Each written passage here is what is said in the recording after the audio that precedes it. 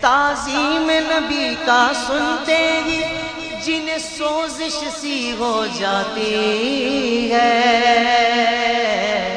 جنہیں سوزش سی ہو جاتی ہے، شوق توحید کے شربت سے، شوق توحید کے شربت سے ہم ان کا روگ مٹائیں گے،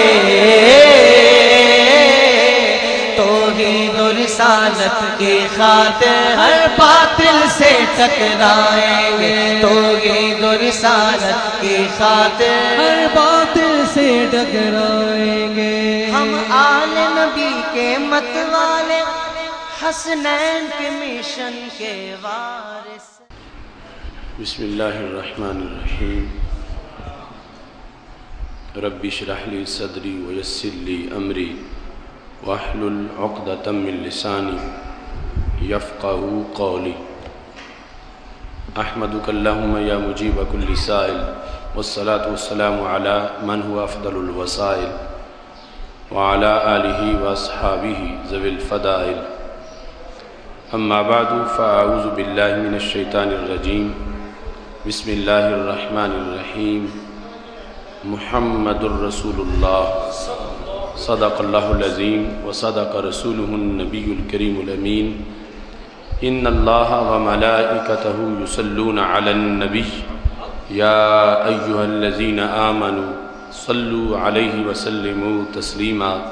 الصلاة والسلام علیکہ یا سیدی یا رسول اللہ وعلی آلک واصحابک یا حبیب اللہ۔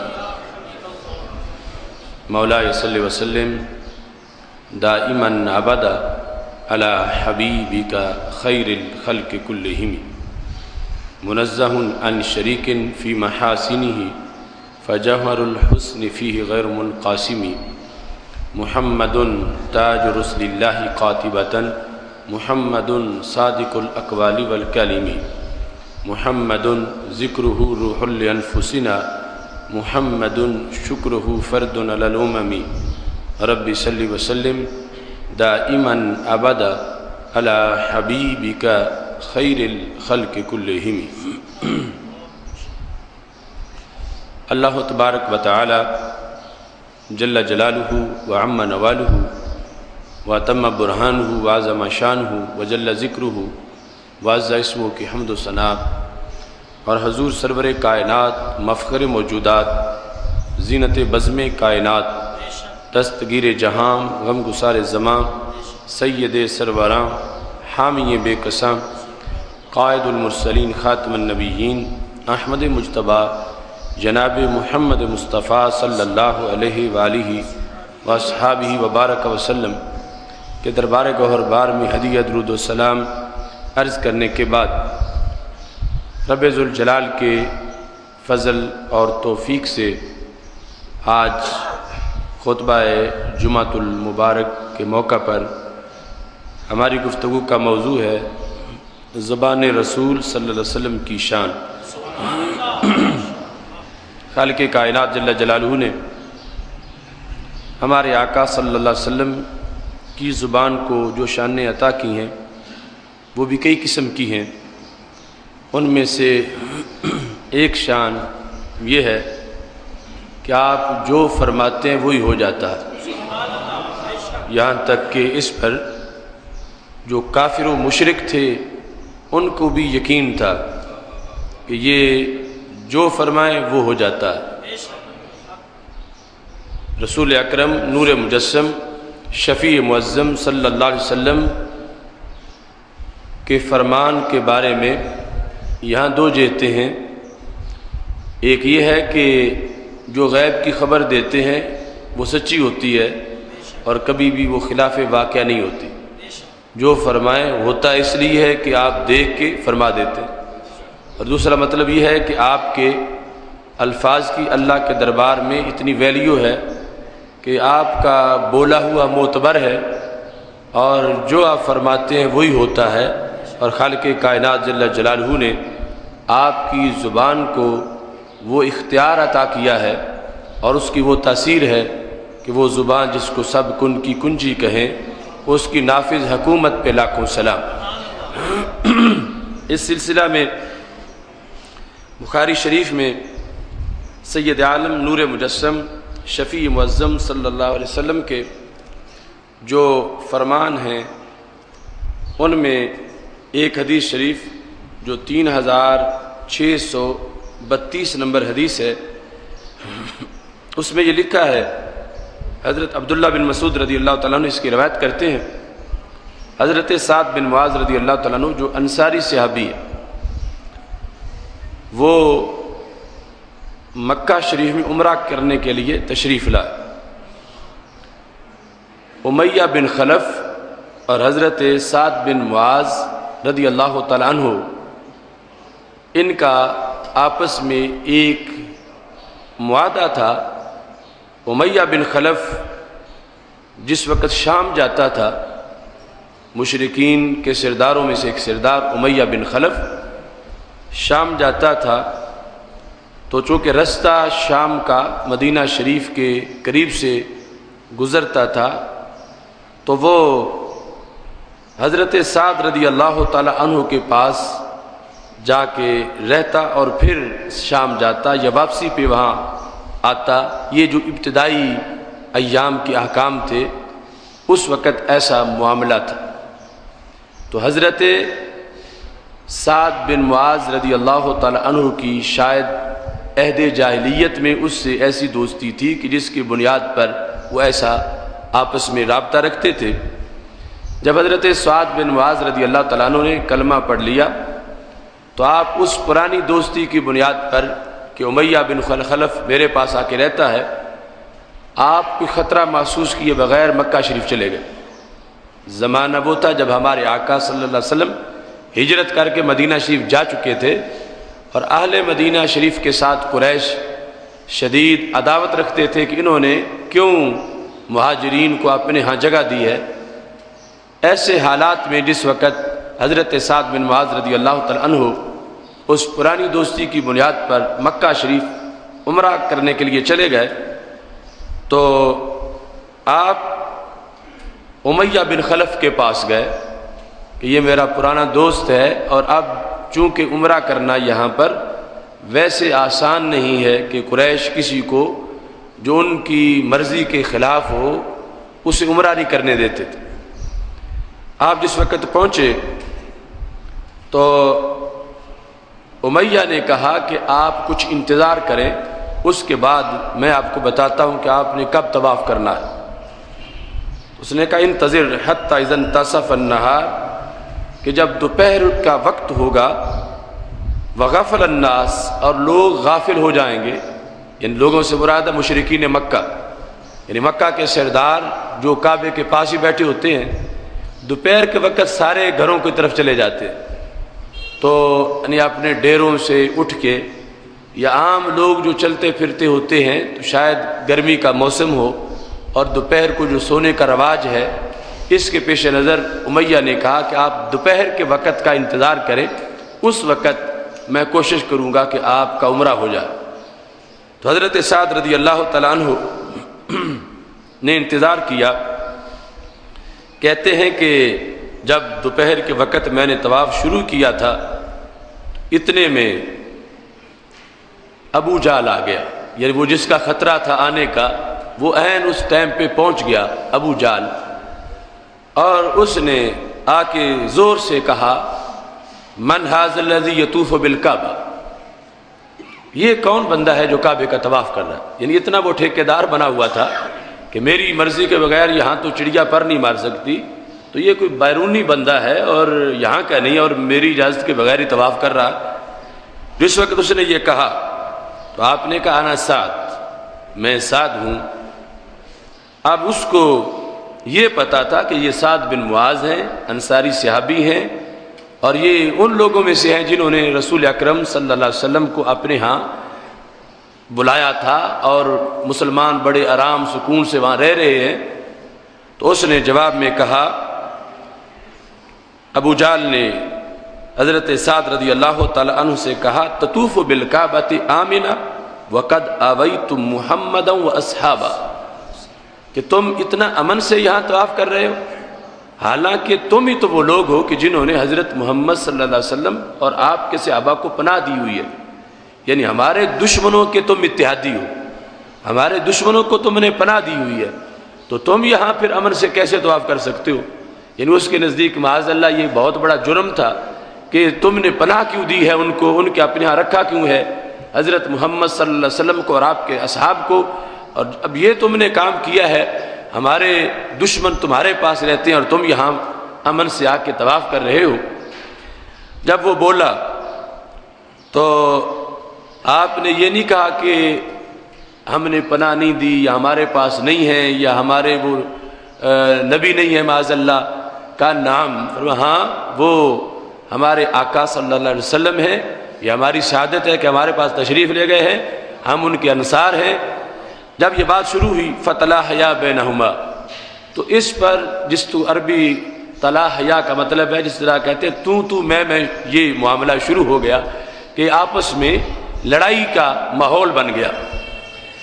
اس صورتحال میں امیہ بن خلف کے لیے مسئلہ مشکل ہوا کہ میرے پاس یہ آئے ہوئے ہیں اور یہ ہمارا ایک پرانا تعلق تھا، اس بنیاد پر یہ آئے ہیں اور طواف تو ان کو میں کرانا چاہتا تھا، مگر ادھر سردار کے ادب بھی ضروری ہے۔ تو جب حضرت سعد رضی اللہ تعالیٰ عنہ بڑی جرت سے ابو جہل کو جواب دے رہے تھے تو امیہ نے کہا حضرت سعد کو لا ترفع صوتک علی ابی الحکم فإنہ سید اہل الوادی، کہا کہ یہ جس سے تم گفتگو کر رہے ہو یہ ابو الحکم ہے، جس کو سرکار نے ابو جہل کہا کہ ابو الحکم نہیں ابو جہل ہے، تو امیہ نے کہا یہ تو ابو الحکم ہے، اور کون ہے یہ سید اہل الوادی، مکہ شریف کی پوری وادی کا سردار ہے، اس کے سامنے تو کوئی اونچی آواز سے نہیں بولتا، تو آپ میرے مہمان ضرور ہیں مگر میرے سردار کا تو احترام کریں، آپ آگے بلند آواز سے نہ بولیں، اگر جواب دینا ہے تو آہستہ آہستہ بولیں۔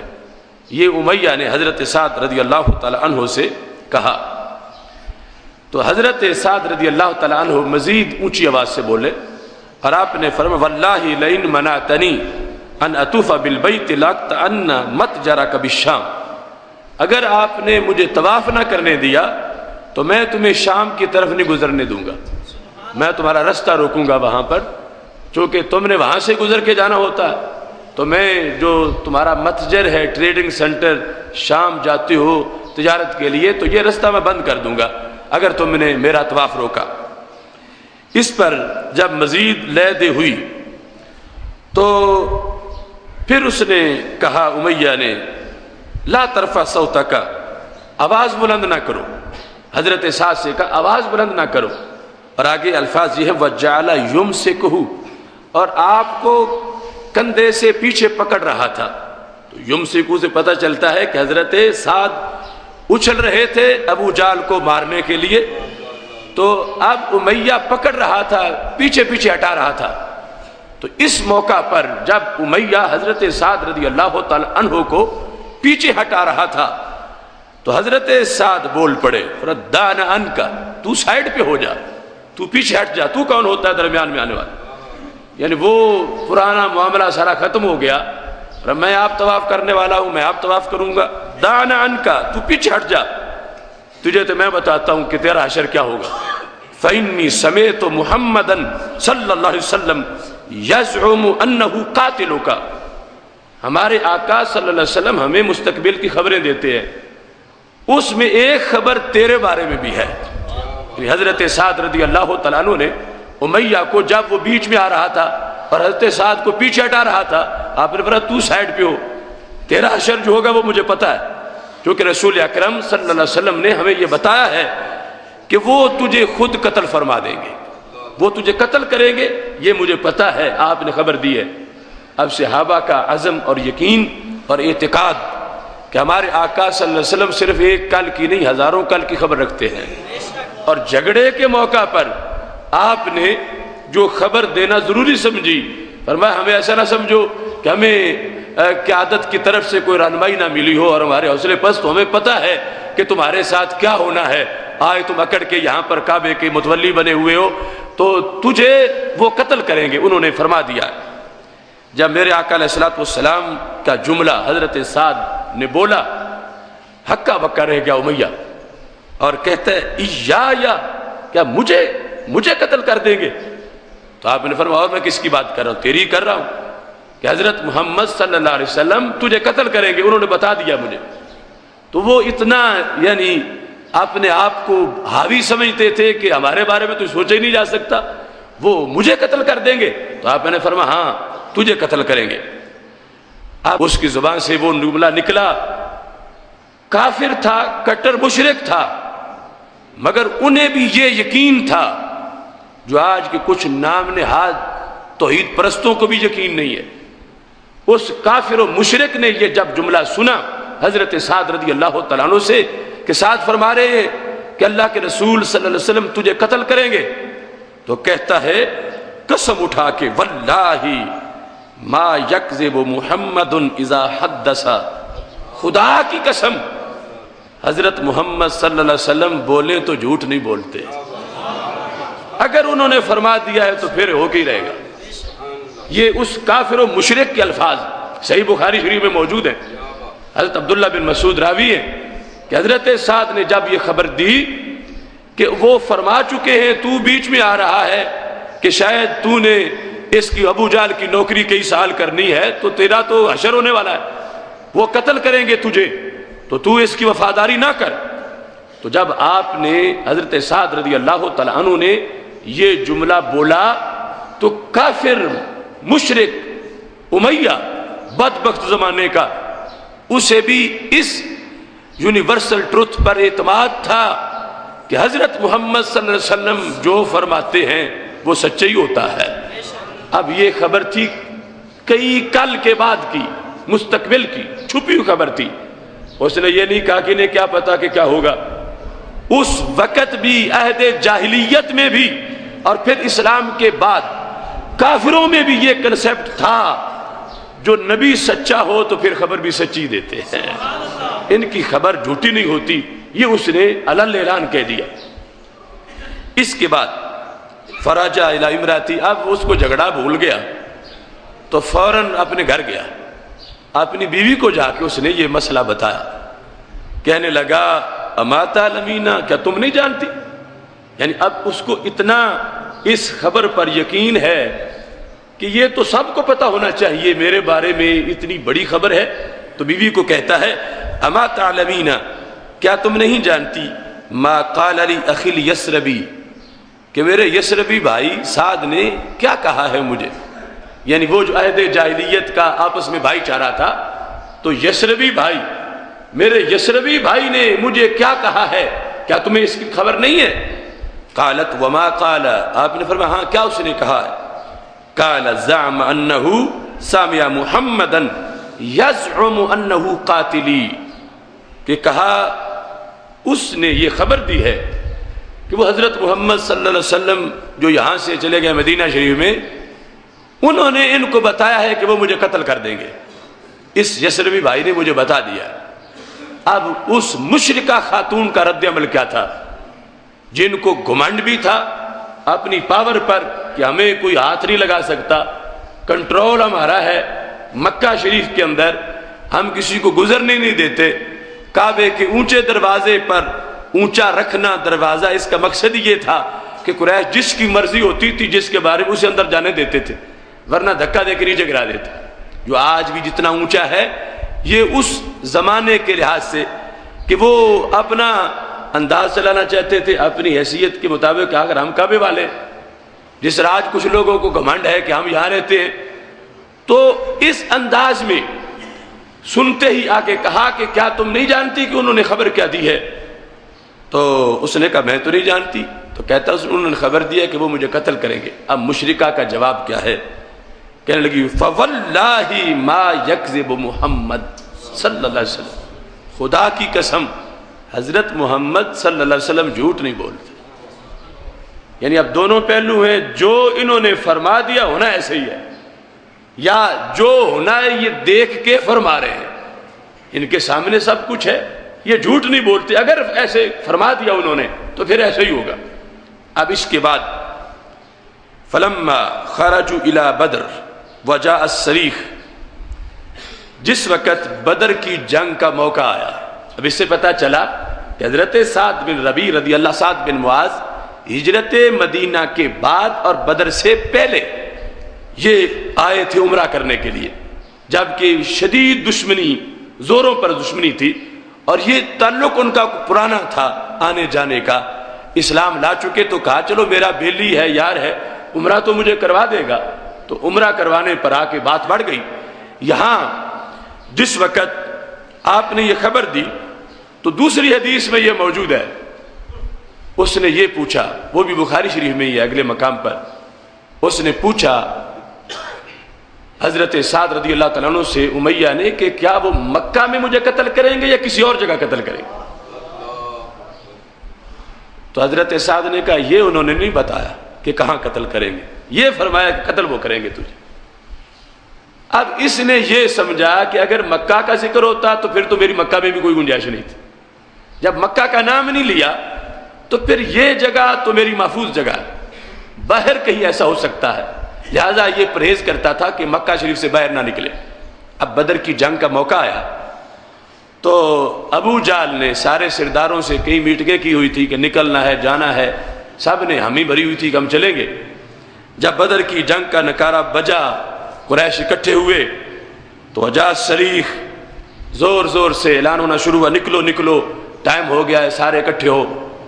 تو قالت لہ امرأتہ، امیہ کی بیوی نے کہا اما ذکرتا ما قال لک اخوک الیثربی، آج تو جنگ کی تیاریاں کرتا پھر رہا، تمہیں پتہ نہیں ہے کہ تمہارے یثربی بھائی نے تجھے کیا کہا تھا؟ تمہیں وہ یاد رکھنا چاہیے، اس واسطے اس خبر کو تم معمولی نہ سمجھو، جو خبر ملی ہے تجھے کہ وہ تجھے قتل کریں گے، اگر عافیت چاہیے تو مکہ شریف سے باہر نہ نکلو، مکہ میں رہو۔ یہ خبر سن کر امیہ نے جانے سے انکار کر دیا، ابو جہل آ گیا تو اس نے کہا ہو کے سردار تو بزدلی کرتے ہو، تم نہیں جاؤ گے تو دوسرے کیسے جائیں گے؟ تو ایک بار نکلو باہر مکہ شریف سے، ایک دو راتیں ہمارے ساتھ چلو، پھر واپس آ جانا، یعنی تمہیں جو خطرہ ہے وہ تو آگے جا کے خطرہ ہے، تو ایک دو راتیں ہمارے ساتھ چلو اس طرف، پھر تم واپس آ جانا۔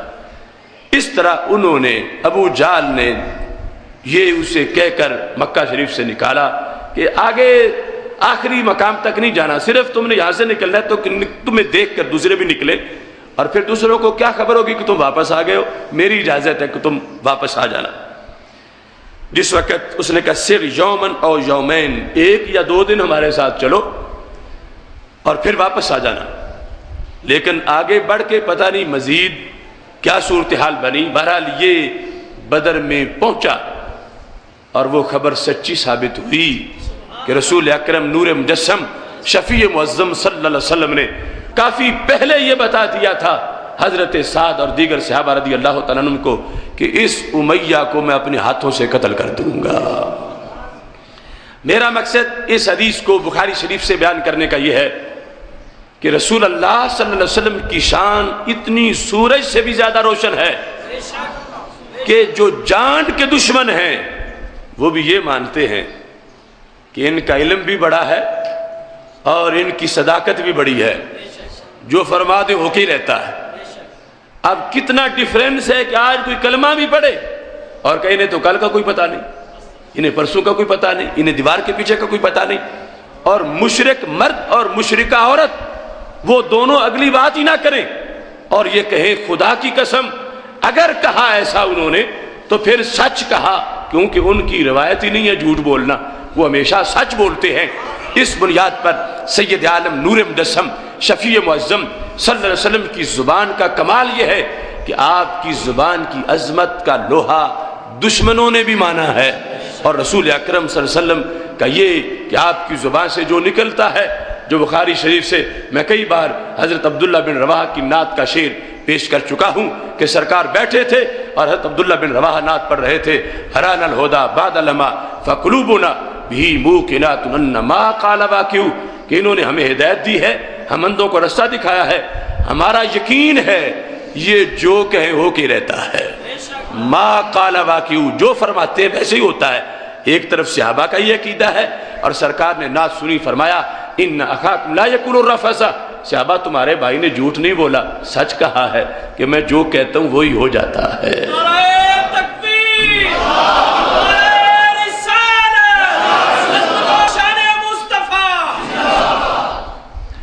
اس مقام پر سید عالم نور مجسم شفیع معظم صلی اللہ علیہ وسلم کے زبان کے ان کلمات کے لحاظ سے یہ بھی ذکر ہے، اسی امیہ کا دوسرا بھائی وہ بدر والے دن قیدی بنا تھا، اس کا نام تھا ابی بن خلف۔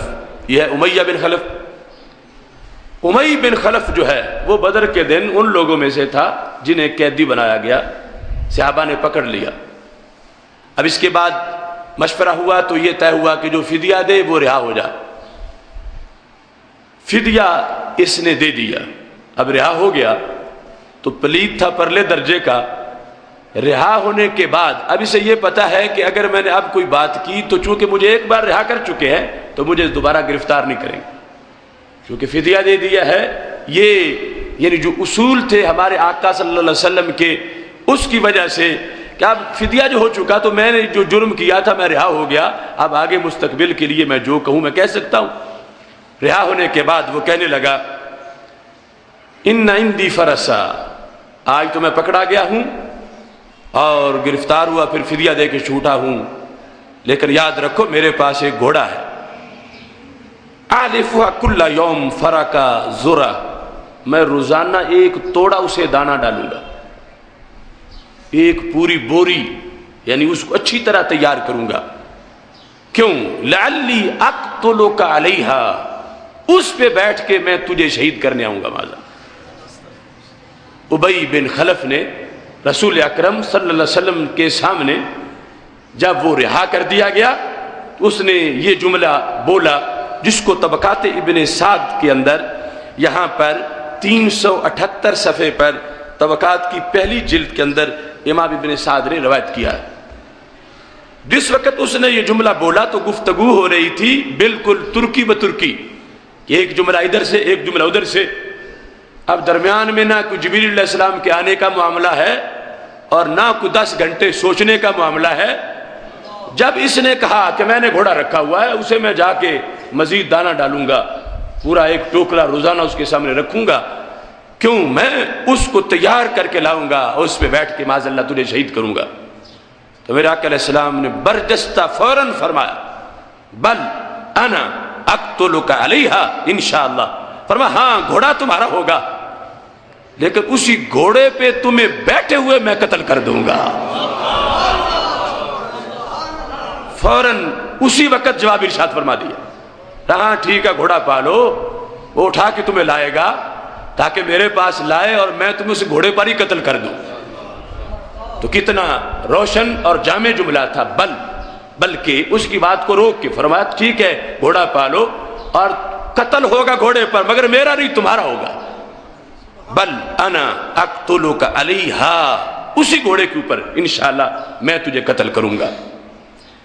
اب بدر کا دن تھا جب یہ بات ہوئی، جس وقت فدیے کا معاملہ ہو گیا، یہ چھوڑا گیا، اس کو واپس چلا گیا۔ اب احد کا دن آیا، فلما کان یوم احد، جب احد کا دن آیا، اقبل ابی بن خلف، ابی بن خلف کافروں کی فوج میں تھا، سرداروں میں تھا، آ گیا، اسی گھوڑے پہ بیٹھا تھا، یرکض فرسہ، دوڑا رہا تھا اپنے گھوڑے کو، حتی دنا من رسول اللہ صلی اللہ علیہ وسلم، جہاں تک کہ چلتے چلتے سرکار کے قریب آ گیا۔ اس نے جو چیلنج کیا ہوا تھا قریب آ گیا، تو جب قریب ہوا تو فاعترض رجال من المسلمین لہ لیقتلوہ، تو جب قریب ہوا تو صحابہ فوراً لپ کے اس کی طرف کہ اسے قتل کریں، کہ سرکار کی طرف نہ پہنچے اور اسے رستے میں ہی قتل کر دیں۔ صحابہ اس کے اور نبی علیہ السلام کے درمیان میں حائل ہو گئے کہ ہم روکیں گے اس کو۔ جب صحابہ حائل ہوئے درمیان میں تو قال لهم رسول اللہ صلی اللہ علیہ وسلم، سرکار نے فرمایا استاخروا، صحابہ تم پیچھے ہٹ جاؤ۔ کیا شجاعت ہے رسول اکرم صلی اللہ علیہ وسلم کی۔ ہر نبی اشجع القوم ہوتا ہے، اپنی قوم میں سب سے بڑے ویسٹ، سب سے شجاع ترین ہوتا ہے۔ نبوت کی ابتدائی شرطوں میں شجاعت شرط ہے، بزدل ہو اور نبی ہو ایسا نہیں ہو سکتا۔ ہر نبی شجاع ہوتا ہے اور اپنی قوم میں سے سر فہرست شجاع ہوتا ہے، کیونکہ اس نے سب کا مقابلہ کرنا ہوتا ہے۔ ہر قسم کے اکھڑ مزاج لوگ، ہر قسم کے سرکش، ہر قسم کے باغی، اور اگر ڈر آ جائے بات کرتے ہوئے تو پھر نبوت کیسے چلے گی؟ اس واسطے نبوت کمالات کا گلدستہ ہوتا ہے، اور اس گلدستے میں ایک پھول شجاعت کا ہوتا ہے۔ ہر نبی اپنی قوم کا شجاع ترین انسان ہوتا ہے، اور علم عقائد میں یہ ہے ہر نبی اپنی قوم کا شجاع ترین انسان ہوتا ہے، لیکن اگر سارے نبیوں کو اکٹھا کیا جائے تو ان میں سے جو شجاع ترین ہیں وہ ہمارے نبی علیہ السلام ہیں۔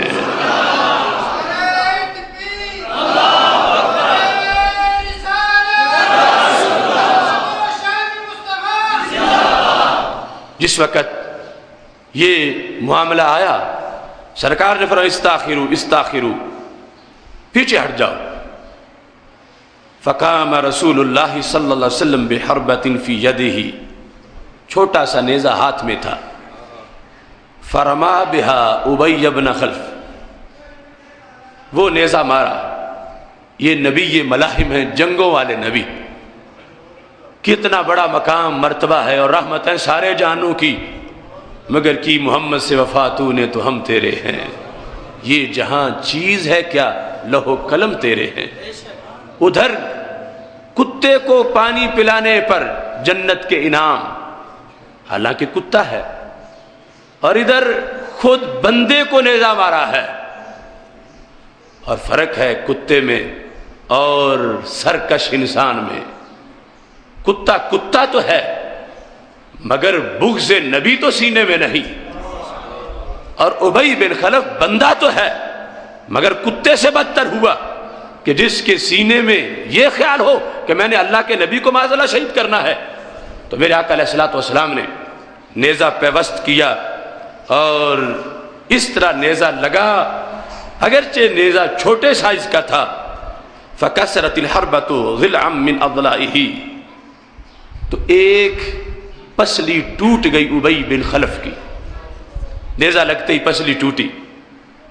اور یہ بھی حکمت تھی، ورنہ سرکار دو عالم صلی اللہ علیہ وسلم ایک مٹھی پھینکیں تو کروڑوں ڈھیر ہو جائیں۔ یعنی جس وقت حنین کا میدان تھا اور حوازن والے بڑے تیز تیر انداز تھے، ماہر بڑے تھے، اور انہوں نے اتنی تیر اندازی کی کہ تھوڑے سے وقت میں صحابہ زخمی ہوئے، کوئی ادھر گرا کوئی ادھر گرا، سرکار تنہا اپنی سواری پہ کھڑے ہیں، تیر برس رہے ہیں۔ تو ایسے میں جس وقت آپ نے ایڑی ماری اپنی سواری کو کہ آگے بڑھے، تو حضرت ابو سفیان رضی اللہ تعالیٰ عنہ نے لگام پکڑی، حضرت عباس رضی اللہ تعالیٰ عنہ نے لگام پکڑی، محبوب اکیلے نہ جاؤ، سب کو اکٹھا ہو لینے دو۔ فرمایا انا النبی لا کذب، انا ابن عبد المطلب، میں نبی ہوں، میں جھوٹا نہیں ہوں، میں عبد المطلب کا بیٹا ہوں، ان سے میں اکیلا لڑ لوں گا، ان کے لیے میں اکیلا کافی ہوں۔ اس صورتحال میں جو مٹھی پھینکی تھی، وما رمیت اذ رمیت ولکن اللہ رما کی شان والے ہاتھوں کے ساتھ جو مخالف تھے اس وقت، انہوں نے کلمہ پڑھنے کے بعد بتایا تھا کہ اس مٹھی میں طوفان کتنا تھا اور اس کے اندر کیا صورتحال تھی کہ فوراً جنگ کا جو رخ تھا وہ بدل گیا میرے آقا صلی اللہ علیہ وسلم کی ایک مٹھی کے ساتھ۔ اب یہاں اصل میں ورنہ نیزے کی ایک چونچ لگتی تو جان نکل جاتی اس کی۔ حکمت ایک اور ظاہر ہونی تھی جس موضوع پر آج میں گفتگو کر رہا ہوں۔ خبر دی میرے نبی علیہ السلام نے، وقت آیا، اب جس وقت اس کو نیزہ لگا اور وہ زخمی ہوا تو پھر وراجع الی اصحابی ثقیلہ، اسی حالت میں جب گھوڑے پہ بیٹھا ہے اور پسلی ٹوٹ گئی ہے تو گھوڑا دوڑایا اس نے اور اپنے دوستوں کی طرف چلا گیا۔ فاحتملوہ، انہوں نے اٹھایا اور اٹھا کے اسے میدان جنگ سے باہر نکالنے لگے، جس طرح بیمار بندے کو سہارا دیا جاتا ہے، زخمی کو سہارا دیا جاتا ہے کہ کوئی بات نہیں، معمولی زخم ہے، تم ٹھیک ہو جاؤ۔ اب اس طرح مشرکوں نے اس مشرک کو دلاسا دینا شروع کیا۔ روایت میں یہ الفاظ موجود ہیں، تحفیقوا یقولون لہ لا بأس بک، شروع ہوگا یہ کہنا کوئی حرج نہیں، کوئی حرج نہیں، ایک پسلی تو ٹوٹی ہے، کچھ ہوا ہے، اس سے بندہ نہیں مرتا، کوئی حرج نہیں، تم ٹھیک ہو جاؤ گے۔ جب سارے یہ کہہ رہے تھے تو اس نے آگے کہا تم کہتے ہو ٹھیک ہو جاؤ گے، अलम यकुल्ली बल अना अक्तुलुका इंशाअल्लाह, तुम्हें पता नहीं है कि इन्होंने फरमाया था बदर के दिन कि इसी घोड़े पर वो मुझे कत्ल करेंगे। जब वो फरमा चुके हैं तो मैं ठीक कैसे हो सकता हूं? यानी मुशरिक को ये यकीन है कि उनके जुमले झूठे नहीं हो सकते, अगरचे टूटी पसली है मगर जान जरूर निकलेगी, मैं बच नहीं सकता। कहने वालों को उसने कहा अलम यकुल्ली, क्या उन्होंने ये नहीं कहा था मुझे? बल अना अक्तुलुका इंशाअल्लाह, वो बदर वाला जुमला याद आया। उन्होंने कहा बल्कि मैं तुझे कत्ल करूंगा इसी के ऊपर ही, ये घोड़े इस पर ही तुम आओगे जिसका तुम जिक्र कर रहे हो कि मैं रोजाना एक टोकरा उसे दाने का डालूंगा। फनतलक बिही अस्हाबुहु, उसके दोस्त लेके निकल ही रहे थे मैदान जंग से। फमाता बिबाद तरीके, तो रस्ते में ही मर गया। और सैयद आलम नूर मुजस्सम शफी मुअज्जम सल्लल्लाहु अलैहि वसल्लम का वो गैब का पैगाम वो भी सच्चा हुआ। और जो इस गैब के सामने जिसका हशर हो रहा था, अगरचे काफिर था, मगर उसे ये कहना पड़ा कि मुझे दिलासे मत दो कि मैं बच जाऊंगा। उन्होंने तो फरमाया हुआ है कि मैं तुझे कत्ल करूंगा। जब वो कह रहे हैं तो फिर ये बात झूठी नहीं हो सकती, ऐसा नहीं हो सकता कि मैं बच जाऊं। इस मकाम को सामने रखते हुए यहाँ हजरत सईद बिन मुसय्यब रज़ी अल्लाह ताला अन्हु कहते हैं, इस बारे में अल्लाह ताला ने ये आयत नाज़िल फरमा दी, वमा रमैत इज़ रमैत वलाकिन्नल्लाह रमा। महबूब आपने नहीं मारा, जब आपने मारा। दोनों बड़ी अजीब बातें हैं। जिस चीज की नफी है उसी का इस बात भी है। वमा रमैत, आपने नहीं मारा, फिर इज़ रमैत, जब आपने मारा। तो दो जुदा चीजें हैं, एक नेगेटिव एक पॉजिटिव। मारा में आपने नहीं मारा, इज़ रमैत, जब आपने मारा। तो कुरान तो सच्चा है। अगली बात ने वजाहत कर दी, वलाकिन्नल्लाह रमा, आप नहीं मारा। महबूब तुम्हारे हाथों में कुदरत खुदा की है।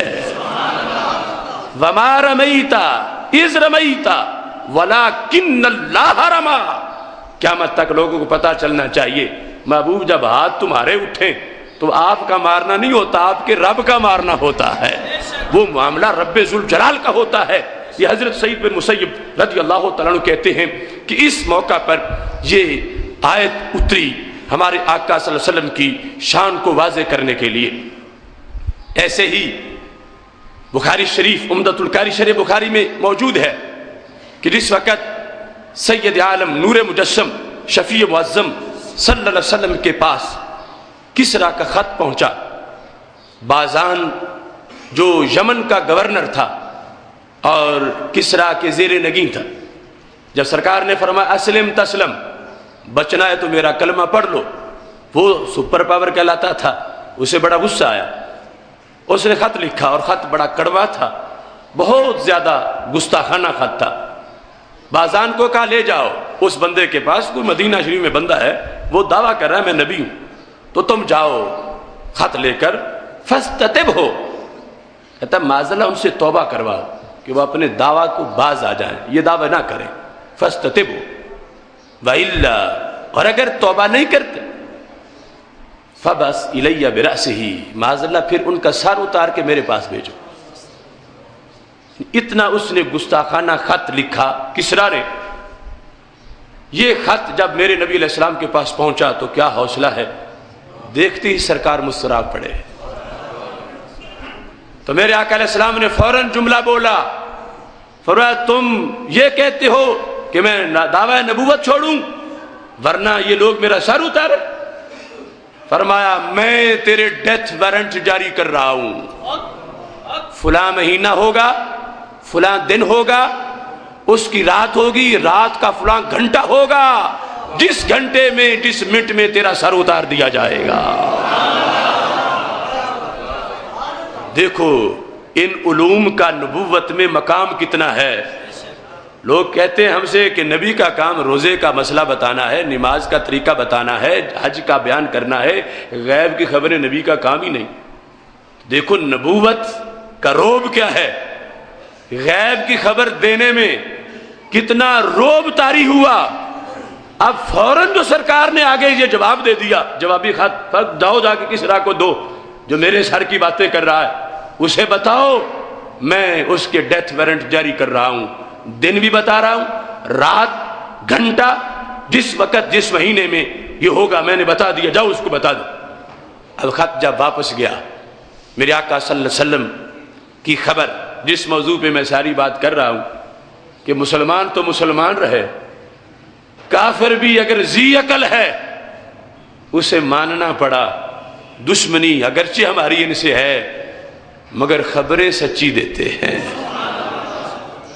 نہ جھوٹ بولتے ہیں اور نہ خلاف واقعہ بات کرتے ہیں، جو فرماتے ہیں سچ ہی ہوتا ہے۔ سوچنے کی بات ہے، کلمہ پڑھا ہو اور دن رات تقریریں یہ کر رہے ہو کہ نبی کو کل کا پتہ نہیں، نبی کو دیوار کے پیچھے کا پتہ نہیں، ادھر اسلام کی دھاک بیٹھی ہے تو سرکار کی خبروں سے بیٹھی ہے۔ اب یہاں پر خط گیا، بازان نے پڑھا، بازان جو گورنر تھا یمن کا کسرا کی طرف سے، اس نے خط پڑھ کے اپنی کابینہ کو اکٹھا کر کے بتایا۔ اس نے کہا اگر یہ سچے نبی ہیں تو پھر جو انہوں نے کہہ دیا ہو جائے گا، ان کا نبی الحق کا، اگر یہ سچے نبی ہیں تو پھر کسرا بچ نہیں سکتا، کسرا قتل ہو جائے گا، جو انہوں نے ڈیٹ دی ہے اس کے قتل ہونے کی ویسے ہی ہوگا۔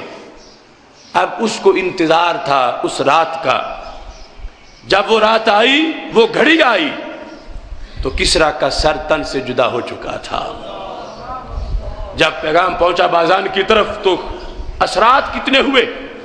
ایک شخص جو اصول پسند اگرچہ کافر تھا مگر اسے یہ تھا کہ جو رب کا فرستادہ ہو، نبی ہو، اور تو پھر تو جو فرمائے ہوتا ہے ویسے ہی۔ اب اس کو خبر پہنچی کہ جو انہوں نے ڈیٹ معین کی تھی کسرا تو اسی ڈیٹ فارغ ہو گیا، تو اس نے کابینہ کو بازان نے اکٹھا کیا، سب کا خط لکھا، نام لکھے اور خط مدینہ شریف بھیجا، محبوب میری ساری سلطنت نے تمہارا کلمہ پڑھ لیا ہے۔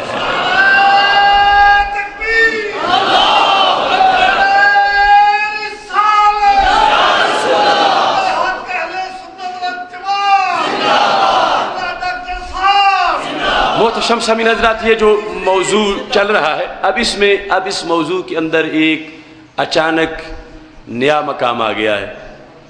یہ جو ہمارے صوفی صاحب نے نعرہ لگا دیا ہے، جب بات ختم ہوئی کس مسئلے پر کہ میرے آقا صلی اللہ علیہ وسلم نے جو خبر دی وہ پوری ہوئی، خبر دی اسی طرح ہی ہوا۔ آج 14 صدیوں کے بعد جب تم نے اسے سنا تو فوراً زبان پہ اللہ اکبر آ گیا، فوراً زبان پہ نعرہ رسالت آ گیا۔ یہ ہے ایک دنیا کے چوک میں کھڑے ہو کر حق کے پہچان کا طریقہ۔ یہ میرے پاس بخاری شریف موجود ہے، اس میں اس انداز کا بھی تذکرہ ہے کہ اللہ اکبر کہنے کے 2 طریقے ہیں۔ اللہ اکبر جملہ تو بڑا اچھا ہے نا، اس سے بڑا اور کیا ہوگا؟ اللہ اکبر، اللہ سب سے بڑا ہے، اللہ سب سے بڑا ہے۔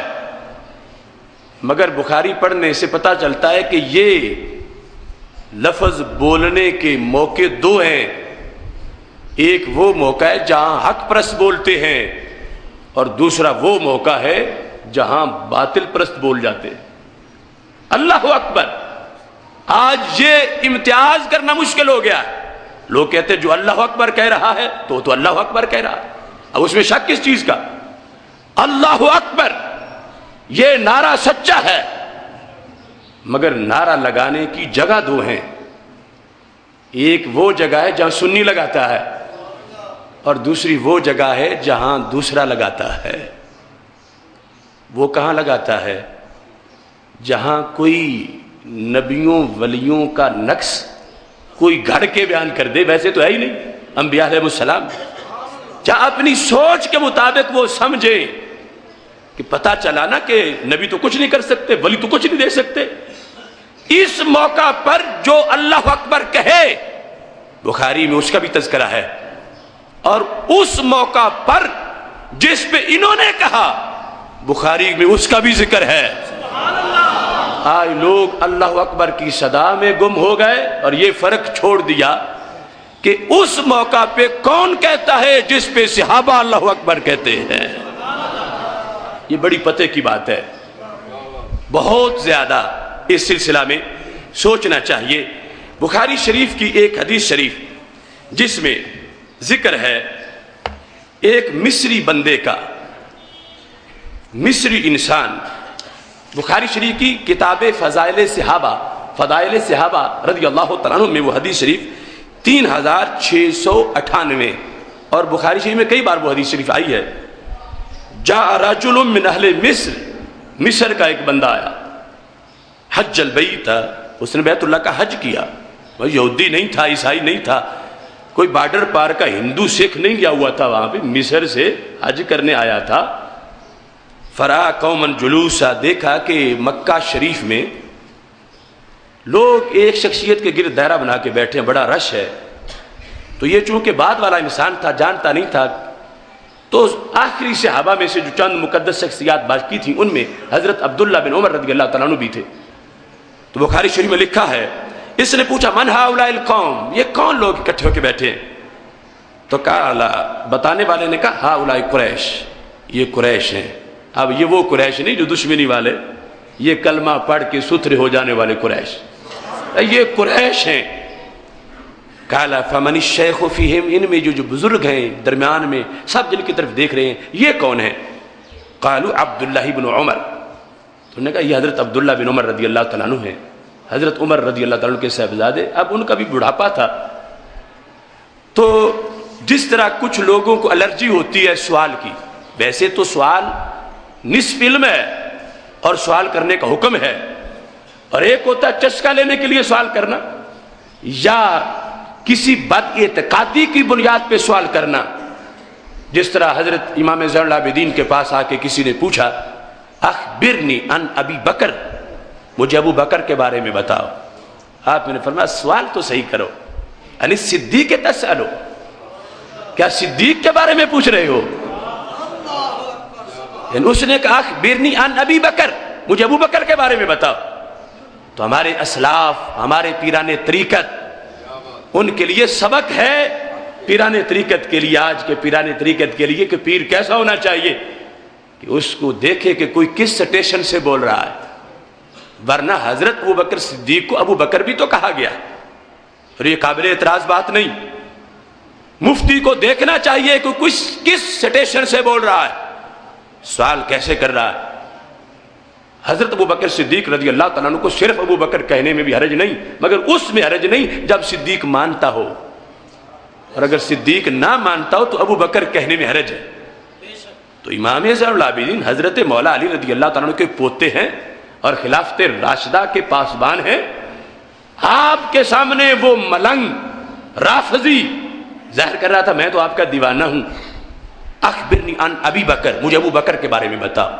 آپ نے فرمایا یعنی صدیق تسألو، وہ حضرت صدیق اکبر، ان کے بارے میں پوچھ رہے ہو. یعنی سوال میں وضاحت فرما دی کہ تمہیں کوئی پرابلم ہے. تو وہ واقعی اس کو پرابلم تھا. اس نے کہا تو سمیہ صدیقہ، افسوس ہے زین العابدین تم بھی صدیق کہتے ہو. آپ نے فرمایا سماہ صدیقا من هو خیر منی، وہ میرے صدیق کہنے کے محتاج نہیں، ان کو رب کے نبی بھی صدیق کہتے ہیں.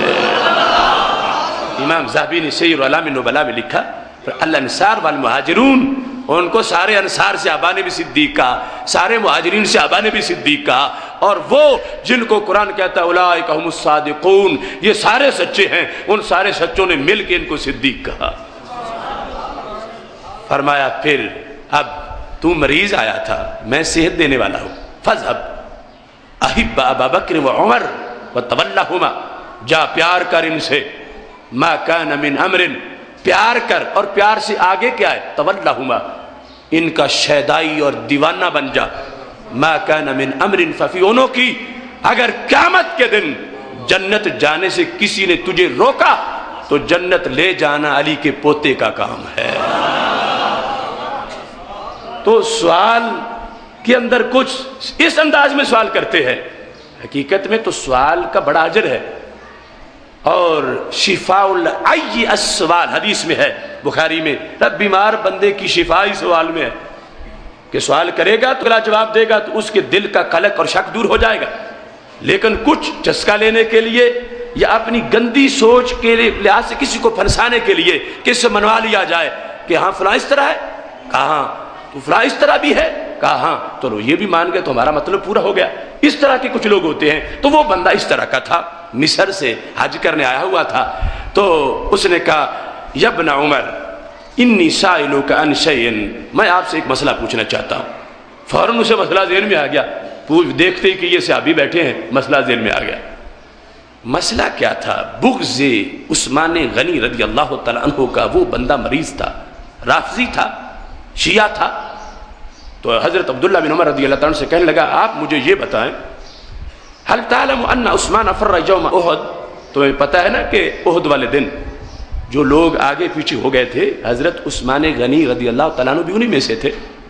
تو آپ نے فرمایا نعم، ہاں۔ کہا آپ علم تعلم اتعلم انہ تغیب عن بدر ولم یشہد، آپ کو یہ بھی پتہ ہے نا کہ وہ بدر میں نہیں تھے، غائب ہو گئے تھے، وہ حاضر نہیں تھے، بدر میں غائب تھے۔ آپ نے فرمایا نعم، ہاں۔ اب جتنا سوال تھا جس انداز سے آپ ہاں فرماتے گئے، اس نے کہا پھر اتعلم انہ تغیب عن بیعت الرضوان، وہ بیعت رضوان میں بھی نہیں تھے، غائب تھے۔ قال نعم، آپ نے فرمایا ہاں۔ جب آپ نے تیسری بار ہاں کہا تو وہ چونکہ فٹ کر رہا تھا اپنے دماغ کے بارے میں، دشمن عثمان غنی تھا، تو اس نے کہا دیکھو کعبے کے پاس بیٹھے عبداللہ بن عمر، تو میں نے اپنی باتیں منوا لی کہ عثمان میں یہ بھی عیب ہے، یہ بھی عیب ہے، یہ بھی عیب ہے، تین عیب عثمان غنی کے، تین نقص میں نے صحابی سے منوا لیے ہیں۔ جب آپ نے تیسری بار نام کہا تو اس نے کہا اللہ اکبر۔ وہ جو مصری آیا ہوا تھا، یہ میں بتانا چاہتا ہوں کہ اللہ اکبر کہنے کے دو مقام ہیں، بخاری سے ثابت کر رہا ہوں۔ ایک جھوٹا بندہ جب اس نے اللہ اکبر کہا کہ جب اللہ کے نبی علیہ السلام کے ایک غلام کی اس کے ذہن کے مطابق کمی ثابت ہوئی، نقص ثابت ہوا، اس نے کہا اللہ اکبر، تو حضرت عبداللہ بن عمر اب بولے، فرمایا تو نے کہا تو اللہ اکبر ہے، مگر یہ جس انداز میں تو نے کہا ہے مجھے پتا چلا کہ تو مریض ہے۔ عبداللہ بن عمر جیسے صحابی نے اللہ اکبر اس تیسرے جملے پر کہنے والے کو پکڑ لیا اور آپ فرمانے لگے سن، قال ابن عمر تعال ابین لک، اب میں تمہیں بتاتا ہوں کہ اللہ اکبر کہاں کہا جاتا ہے۔ یہ آپ نے فوراً کیوں اس کو کہا تعال ابین لک، میں تجھے بتاتا ہوں کہ جو میں نے جواب دیے ان کی وضاحت کیا ہے، کہ تو نے مختصر جواب جو تھے ان سے سمجھا کہ تیرا موقف سچا ہے، اور اللہ اکبر اس جگہ پہ تو نے بولا کہ جب کہا کہ وہ بیعت رضوان میں بھی نہیں تھے، وہ بدر میں بھی نہیں تھے، تو اس مقام کو اپنے موقف کی بات سمجھ کے اللہ اکبر کہہ رہا ہے۔ تو فرمایا میں تمہیں بتاتا ہوں کہ اللہ اکبر کہنے کا طریقہ کیا ہے۔ اس واسطے یہ حقیقت جو میں بخاری سے پیش کر رہا ہوں، یہ بھی کائنات پر وہ دلیل ہے جو چٹانوں سے بھی مضبوط ہے۔ اگر میرے نبی علیہ السلام کے ایک غلام کی شان کے بارے میں کوئی گندا ذہن یہ سمجھے کہ میرا موقف ثابت ہو گیا ہے اور اللہ اکبر کہہ دے، صحابہ اسے پکڑ لیں کہ تم نے اللہ اکبر کیوں کہا، حالانکہ اللہ اکبر تو اللہ اکبر ہی ہے۔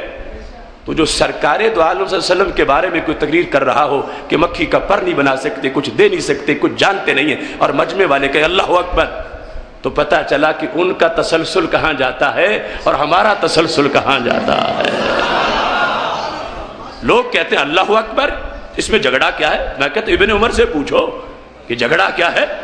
غصے میں آئے، بوڑھے تھے، لیکن کہا اب جانے نہیں دوں گا تمہیں، تعال آجا ابین لک، میں تجھے بیان کرتا ہوں جس سے پتا چلے گا کہ تو نے جو کچھ سمجھ کے اللہ اکبر کہا وہ سمجھ تیری غلط ہے، ورنہ تم نے ان کا عیب سمجھا، ورنہ نہیں۔ جہاں تک ہے نا وہ احد والا معاملہ، فرمایا جب آیت اللہ کی نازل ہو گئی کہ خالق کائنات جل جلالہ نے آیت میں ان کی معافی کا اعلان کر دیا.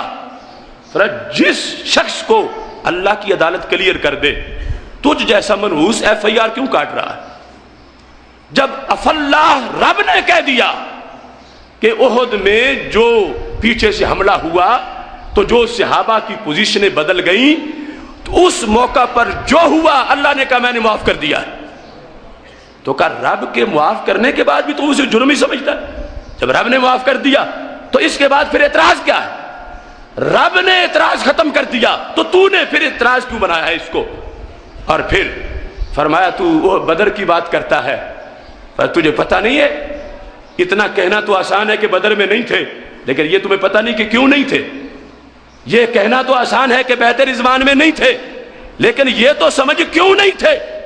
تو ان سوالات کے جواب کو اپنی فتح سمجھ رہا ہے اور اللہ اکبر کہہ رہا ہے. اللہ اکبر اس انداز میں سمجھ تو پھر کہے تو میں مانوں گا، ورنہ تیرے انداز کو میں جھٹلا رہا ہوں.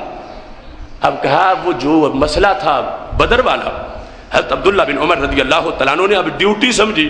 یہ نہیں کہ عثمان دنیا سے چلے گئے ہیں، کوئی بک بک کرتا ہے تو کرتا پھرے. صرف تأثر جب ابھرا غلط مقام پہ نعرہ لگانے سے تو آپ نے پکڑا.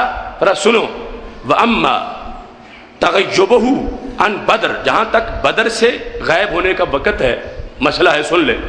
فَإِنَّهُ كَانَتْ تَحْتَهُ بِنْتُ رَسُولِ اللَّهِ صلی اللہ علیہ وسلم، ان کے عقد نکاح میں میرے نبی علیہ السلام کی شہزادی تھی. وَكَانَتْ مَرِيضَةً، اور وہ بیمار تھی.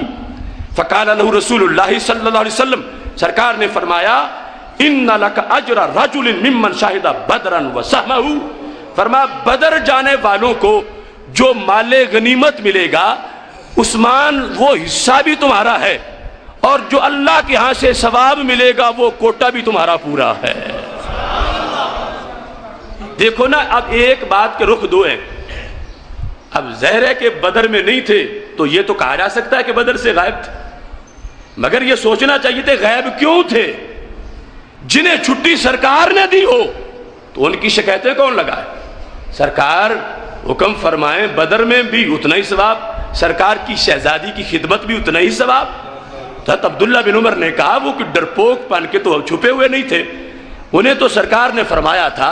اور تب سرکار دو عالم صلی اللہ علیہ وسلم نے فرمایا غنیمت، مال غنیمت بھی ہوگا اور اجر بھی ہوگا، صرف ایک چیز نہیں، دونوں چیزیں آپ کو ملیں گی.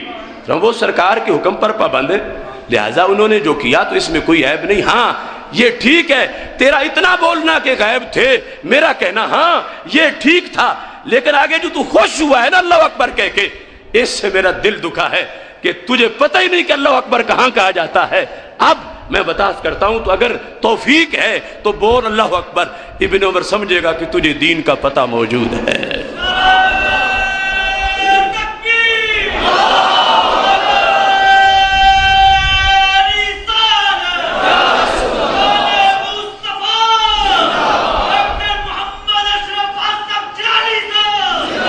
اب تیسرے سوال میں فرمایا وَأَمَّا تَغَيُّبُ عَنْ بَيْعَةِ الرِّضْوَانِ، جو بیعت رضوان میں نہیں تھے تو فرمایا فَلَوْ كَانَ أَحَدٌ أَعَزَّ بِمَطْرِ مَكَّةَ مِنْ عُثْمَانَ لَبَعَثَهُ مَكَانَهُ. یہ تو ان کی شان ہے، اگر ان سے بڑھ کے کسی کے اثرات ہوتے مکہ شریف میں تو سرکار انہیں بھیجتے، انہیں نہ بھیجتے.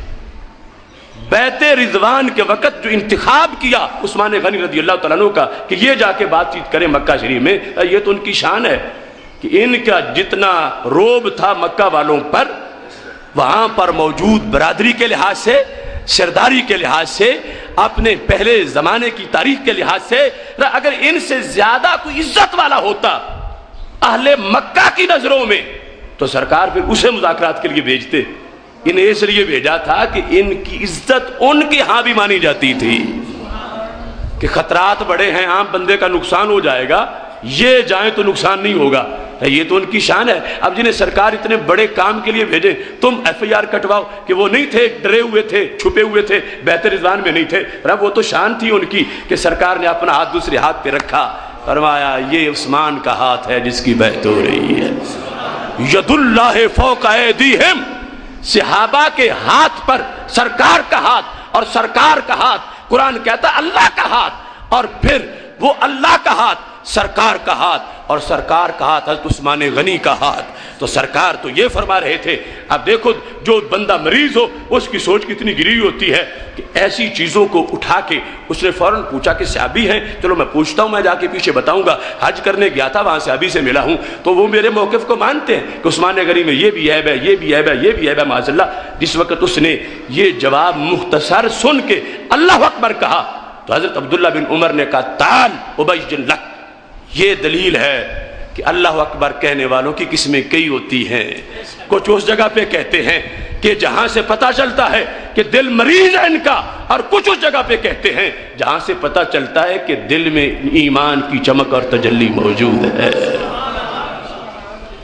جس وقت یہ بات ہو گئی فقال له ابن عمر, حضرت عبداللہ بن عمر نے آپ تفصیلی جواب دے کے کہا, عجیب لفظ, اذهب بها الان ماک, یہ پلے باندھ اور اب چلا جا. تو ویسے ہی دوڑ لگا رہا تھا اللہ اکبر کہہ کے. اس سے کہا تعال آ, میں تمہیں بیان کرتا ہوں. جب بیان کر چکے تو فرمایا اذهب, اب جا, بہا, یہ جواب پلے باندھ لے جو میں نے تمہیں بتایا ہے. اللہ اکبر کہنا تو اب کہ اذهب بہا الان, اب یہ ساتھ لے جا, ماں کا اپنے ساتھ. مصر جا کے بتانا لوگوں کو کہ ابن عمر سے میں نے پوچھا تھا کہ مسئلے کی حقیقت کیا ہے. تو یہ ایک انداز تھا بخاری شریف سے جو میں نے آپ کے سامنے اللہ اکبر کہنے کا بیان کیا. دوسرا انداز بھی اللہ اکبر کہنے کا بخاری شریف میں موجود ہے. میرے آقا صلی اللہ علیہ وسلم کے صحابہ کا انداز, سرکار کا اپنا انداز, وہ ساری احادیث بخاری شریف میں موجود ہے. یہ باب لا یقول فلان شہید, حدیث نمبر 2898, اس میں میرے آقا علیہ الصلوۃ والسلام جو فرمائیں وہ جھوٹا نہیں ہوتا, بات سچی ہوتی ہے. قزمان تھا بندہ, نام قزمان تھا, حنین کا میدان تھا. تو سرکار دو عالم صلی اللہ علیہ وسلم نے جب دیکھا اپنے فوج کو صحابہ کی صف میں وہ پر تول رہا تھا لڑنے کے لیے پہلوانوں کی طرح, تو میرے آقا صلی اللہ علیہ وسلم کی آنکھ سے کوئی چھپ سکتا نہیں. سرکار نے دیکھا تو دیکھتے ہی فرما دیا اما انہو من اہل النار, یہ دوزخی بندہ ہے. کھڑا کہاں جہاد کی صف میں صحابہ کے ساتھ, زبان رسالت نے کہا دوزخی بندہ ہے, دوزخی ہے. اب جس وقت دوزخی کہا, اب صحابہ کا خیال تھا کہ لڑائی ہوگی تو شاید بھاگ جائے گا, آیا ہے ریا کے لیے, پھر بھاگے گا یا پیچھے چھپ جائے گا. لیکن حدیث میں ہے لا یادع لہم شاذ ولا فاذ الا اتبعها یضربها بسیفی, جو ہتھے چڑھا ہے کافر اس نے گاجر مولی کی طرح کاٹ کے پھینکا. کافروں کو قتل کر رہا ہے خود جہنمی, کافروں کو قتل کر رہا. کرتے کرتے یہ صورتحال بھی آئی. یہی حدیث شریف جو بخاری شریف میں حدیث نمبر 3062 ہے, وہاں ہے قال لرجل ممن يدعي الاسلام, ایک بندہ جو دعوے دار تھا کہ میں مسلمان ہوں. سرکار نے فرمایا ھذا من اہل النار, یہ جہنمی ہے. اب جس وقت جنگ ہوئی تو اس نے صرف کافر مارے ہی نہیں بلکہ زخمی بھی ہو گیا. فلما حضر القتال قاتل الرجل قتالا شدیدا, بڑا بے جگری سے لڑا, اتنا کہ سمجھا جا رہا تھا کہ یہ تو بہت بڑا غازی ہے, بہت کھرا بندہ ہے. اتنا لڑا کہ پہلی حدیث میں ہے کہ اب جس وقت سید عالم نور مجسم شفیع معظم صلی اللہ علیہ وسلم کے فرمان کے مطابق کہ جہنمی ہے, کاد بعض الناس ان یرتاب, اتنی سیریس صورتحال بن گئی. سرکار فرما چکے جہنمی ہے, اور ریکارڈ کیا ہے کہ مجاہد ہے, غازی ہے, کافر مارے ہیں اس نے, اور پھر زخمی بھی ہو گیا ہے. اور زخمی ہونے کے بعد پتہ چلا فاصابت جراحۃ, اس کو زخم لگے. فقیل یا رسول اللہ صلی اللہ علیہ وسلم الذی قلت له انه من اہل النار, جس کے بارے میں آپ نے فرمایا تھا کہ وہ جہنمی ہے. انه قد قاتل اليوم قتالا شدیدا, اس نے تو حد کر دیا لڑنے کی, اتنے کافر مارے ہیں اس نے, اتنا بہادری سے لڑا ہے. اور پھر محبوب وہ زخمی بھی ہو گیا ہے, وقد مات, دنیا سے رخصت ہو گیا ہے. اب رزلٹ کیا نکلا, اسے شہید کہا جائے, کہا کسی نے نہیں. صورتحال بیان کرے, محبوب زخمی بھی ہوا اور فوت ہو گیا. تو نتیجہ کیا بنا کہ پھر تو اسے غازی کہنا چاہیے، شہید کہنا چاہیے۔ جب یہ صورتحال صحابہ بیان کر رہے ہیں تو اتنے میں میرے آقا صلی اللہ علیہ وسلم نے کتنا پکا علم ہے، گیس کی وجہ سے نہیں کہ گیس لگایا تھا کہ کرائم دیکھے تھے کیسا ہوگا تو فرماتے بس میں نے وہ سرسری نظر سے دیکھا تھا تو کہہ دیا تھا جہنمی۔ یہ تو شعر تھا اسلام کا نہیں، میرے نبی علیہ السلام فوراً بولے جب یہ صورتحال بیان کی، لڑا بڑا ہے، زخمی ہوا ہے، جان نکل گئی ہے، دنیا سے رخصت ہو گیا ہے، سرکار دو عالم نور مجسم شفیع معظم صلی اللہ علیہ وسلم نے سنتے ہی فرمایا انہو من اہل النار، ہے پکا دوزخی، ہے دوزخی۔ آج لوگوں نے پیمانے بنائے ہوئے ہیں کہ اگر مسجد کا مینار اونچا ہے تو خطیب بھی سچا ہے، اگر سامنے قرآن رکھا ہے تو بات بھی سچی ہے۔ وہ شخص جو جہاد میں ہے، کافر مارے ہیں، خون بہایا ہے، اپنا زخمی ہو گیا ہے، روح نکل گئی ہے، سرکار میرا سب کچھ ہے جو تم کہہ رہے ہو، مگر ہے دوزخی، پکا دوزخی ہے۔ اب فقاد بعض المسلمین ان یرتاب، قریب تھا کہ کچھ مسلمانوں کو شک گزرتا کہ اتنا پکا بندہ بھی دوزخی ہے، یہ سرکار کیا خبر دے رہے ہیں؟ ابھی شک ہوا کسی کو نہیں، قادہ قریب تھا کہ شک ہو جاتا، اتنا سخت سیریس صورتحال بن گئی۔ اتنے میں کیا ہوا، میرے آقا علیہ الصلوۃ والسلام نے خبر دی ہے فلما اذ قیل انہ لم یمت، اب دونوں حدیثوں کا مضمون اکٹھا کر رہا ہوں۔ فخرج الرجل الی رسول اللہ صلی اللہ علیہ وسلم، ایک شخص دور سے دوڑتا آ گیا اور تھے صحابی، اور آ کے کہتے کیا ہیں، قال اشہد انک رسول اللہ صلی اللہ علیہ وسلم، نعرہ رسالت لگایا، آتے ہی نعرہ رسالت لگایا۔ تو سرکار دو عالم صلی اللہ علیہ وسلم وما ذاک، اب نعرہ رسالت لگانے کا کیا مطلب ہے؟ ٹھیک ہے میں اللہ کا رسول ہوں، تم پہلے بھی گواہی دیتے ہو، اب دوڑ کے آ کے جو کہہ رہے ہو اشہد انک رسول اللہ، تو اس کا سبب کیا ہے؟ کیا ہوا ہے کہ تم نعرہ لگا رہے ہو؟ تو وہ کہتے ہیں محبوب جو خبر دی تھی آپ نے سچی میں نے دیکھی ہے۔ تو میں کہہ سکتا ہوں ہماری مٹی پنجاب کی ہے مگر سینے میں نور مدینہ شریف کا ہے۔ 15ویں صدی ہے، جمعے کا دن ہے، جس بات کو سن کے اس شخص نے نعرہ رسالت لگایا ہے اسی کو دیکھ کے صحابی نے بھی نعرہ رسالت لگایا ہے۔ اور میرے نبی علیہ السلام نے پوچھا کیوں، وجہ کیا ہے، کیوں بولے ہو آپ؟ آکے اشہد انک رسول اللہ صلی اللہ علیہ وسلم، تو کہتے ہیں وہ صحابی قال الرجل الذي ذکرت آنفا انه من اہل النار، محبوب جسے آپ نے فرمایا تھا کہ یہ جہنمی ہے، میں نے اس کا ساتھ دیا، جب وہ دوڑا میں بھی دوڑا، جب وہ رکا میں بھی رکا، کوئی شک نہیں کافر مارے، کوئی شک نہیں زخمی بھی ہوا۔ محبوب پکا منافق تھا وہ، اس نے چھپنے کی حد کر دی ہے، تم نے دیکھنے کا کمال کر دیا ہے۔ نعرہ تکبیر، نعرہ رسالت، عظمت و شان مصطفیٰ، تو فرمان مصطفیٰ۔ دیکھو جہاد کی چادر میں آج بھی کچھ لوگ چھپے ہوئے ہیں، اور لوگ کہتے ہیں جب جہاد ہے تو پھر منافقت کیسے ہے؟ منافق تو جہادی نہیں ہوتا، تو پتہ چلا کہ منافق جہادی بھی ہوتا ہے، ہاں حقیقت میں نہیں ہوتا لیکن روپ تو دھار لیتا ہے۔ اب دعویٰ ہے اسلام کا اور کافر مار رہا ہے منافق، کیوں مار رہا ہے؟ کہ کل جب اسے یہ تو نہیں پتا تھا کہ میں نے مر جانا ہے یا کیا صورتحال بنے گی، اسے یہی تھا کہ جب میٹنگ ہوگی مدینہ شریف میں درمیان میں بیٹھوں گا، کوئی کہے گا یہ خبیث ہے، یہ اس منافقوں سے ملا ہوا ہے، میں کہوں گا میں نے کافر مارے، میں کیسے منافق ہوں؟ میں تو تمہارے ساتھ حنین میں تھا، میں کیسے منافق؟ اب منافقت چھپانے کے لیے لڑا، مگر زخم ہوئے تو منافقت ابل کے سامنے آئی۔ عشق کا زخم اور ہوتا ہے، منافقت کا اور ہوتا ہے۔ عشق کے زخم میں لذت ملتی ہے، منافقت میں درد بڑا ہوتا ہے۔ تو صحابی کہنے لگے محبوب اسے زخم لگے کوئی شک نہیں، فاستعجل الموت، میں نے دیکھا ہے اس کو، فلما کان من اللیل، جب رات کا وقت آیا یہ خیمے میں پہنچا، لم یصبر علی الجرح، زخموں پہ صبر نہ کر سکا، فاستعجل الموت، اس نے کہا اس جینے سے تو مر جانا اچھا ہے، فقتل نفسا، اس نے خودکشی کی، حرام کی موت مرا۔ محبوب میں نے نعرہ رسالت اس لیے لگایا ہے کہ غیب کی خبریں تم سچی عطا فرماتے ہو۔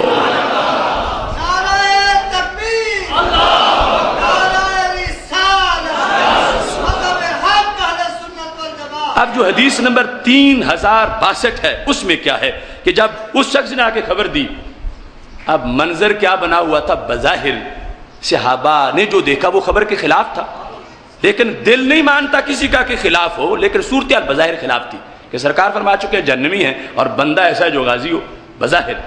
اب جس وقت سرکار نے دیکھا، خبر سنی اپنے صحابی سے جو چشم دید گواہ آئی وٹنس تھا کہ میں نے دیکھا جو سرکار آپ نے فرمایا، وہ حرام کی موت مرا ہے، یہ جملہ جب میرے نبی علیہ السلام نے سنا، فقال اللہ اکبر،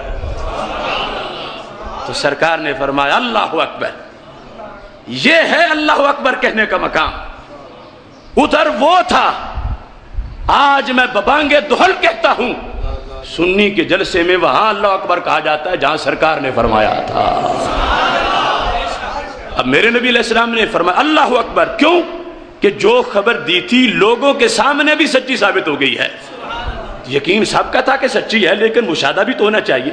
جب ایک انہی میں سے آ کے بولا کہ محبوب ہم نے دیکھا، میں ساتھ تھا، وہ حرام کی موت مرا ہے، مجاہد نہیں تھا، منافق تھا، حرام کی موت مرا، جہنمی ہوا، آپ نے جہنمی فرمایا تھا، سچ فرمایا ہے، تو سرکار فرماتے اللہ اکبر، اور یہ کہنے کے بعد اشہد انی عبد اللہ ورسولہ، صحابہ ایسا نہیں تھا میں رب کا رسول جو، خود نعرہ رسالت بھی لگا دیا، نعرہ تکبیر بھی لگایا، نعرہ رسالت بھی لگایا۔ کب لگایا؟ جب مستقبل کی دی ہوئی غیب کی خبر سچی ثابت ہوئی تو پتا چلا آج 14 صدیوں کے گزرنے کے باوجود سنی محدث، سنی مفکر، سنی مفسر، سنی عالم دین، سنی پیر طریقت، وہ تو اپنی جگہ رہا، ریڑھی لگانے والا سنی، جاہل سنی بھی سینے میں وہ روشنی رکھتا ہے جس کا تعلق قرون اولا کے ساتھ موجود ہے۔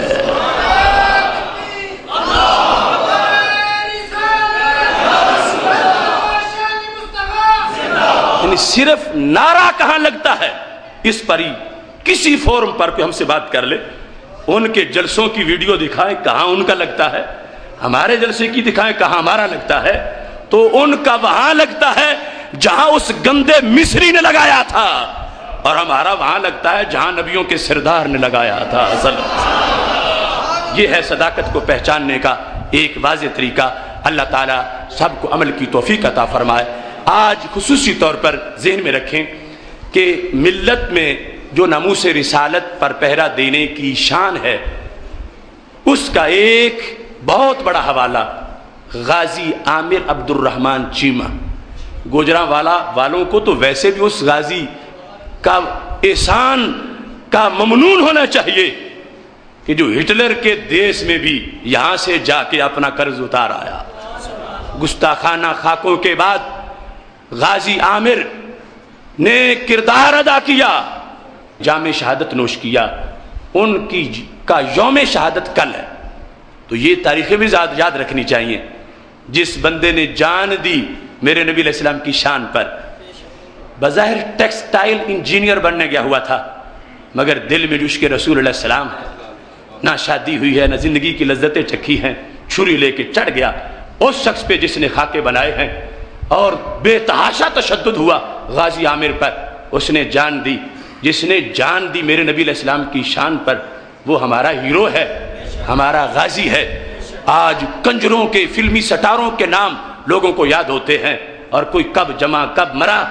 یاد رکھو ان لوگوں کے ایام کہ حضرت غازی عامر عبد الرحمن 3 مئی کو انہوں نے اس آخری عہد کے اندر عشق رسول اللہ علیہ السلام کا ایک نیا باب رقم کیا تھا۔ آج ہم ان کو خراج تحسین پیش کر رہے ہیں۔ کل تمام ان کے ایصال ثواب کے لیے محافل کا اہتمام کریں، ختم شریف پڑھیں، اور ان کے جذبے کو گھر بیٹھے اپنی اولادوں کو بتاؤ کہ ایسے بھی لوگ ہوتے ہیں، ایسے بھی شعر ہوتے ہیں۔ اللہ کے فضل سے تحریک صراط مستقیم کے زیر اہتمام کل لاہور میں علامہ اقبال ٹاؤن میں حضرت غازی عامر عبد الرحمن چیمہ کی شان میں بہت بڑی کانفرنس کا انعقاد کیا جا رہا ہے۔ اللہ تعالیٰ ان کے مرکز پر کروڑوں رحمت نازل فرمائے۔ وآخر دعوانا الحمد للہ رب العالمین۔